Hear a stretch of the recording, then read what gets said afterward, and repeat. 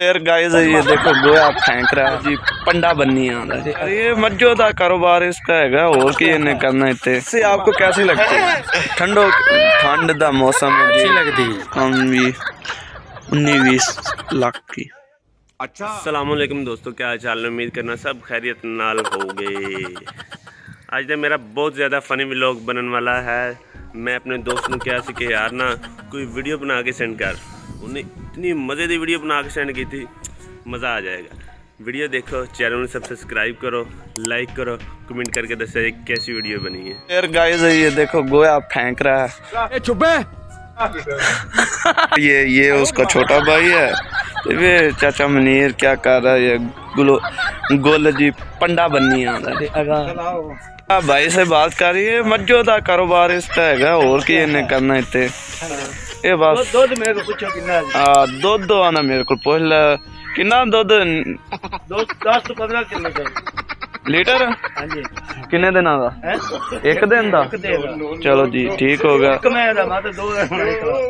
जी। 40 kilo दूध एक मन देंदे ने रोजाना दा, सुबह शाम। ते मक्के के बारे कोई आंदा बंदा तो फिर असी पूछते तुम दसो जी।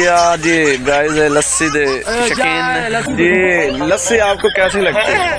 ठंड दा मौसम है, अच्छी लगती है। चलो ठीक हो गया। चाय के ये शकीन नहीं है, लस्सी के शकीन। लस्सी देना। हाँ जी, हम मक्की की बात कर रहे थे, सारे भाइयों को पूछा सी तो उन्होंने क्या सी सारा कुछ ओके हो गया।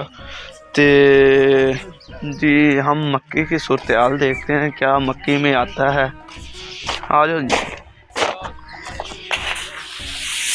मक्की तो सुक्की है, देखो मक्की तो सुक्की है।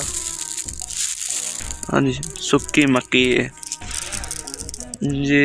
इंशाल्लाह कोई हो जाएगी कम से कम भी 19-20 लाख की।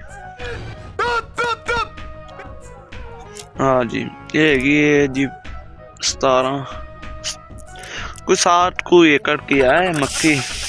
हमने स्टॉक ही रखे थे, हमने कल भी वीडियो बनाई थी, उसमें मक्की का हमने दिया था।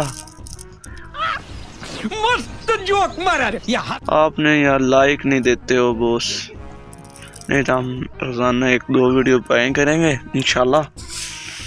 जिंदगी रही तो मक्के के बारे या फसलों के बारे उन 3 तारीख तो बाद हम देंगे आलू की आपको खबर।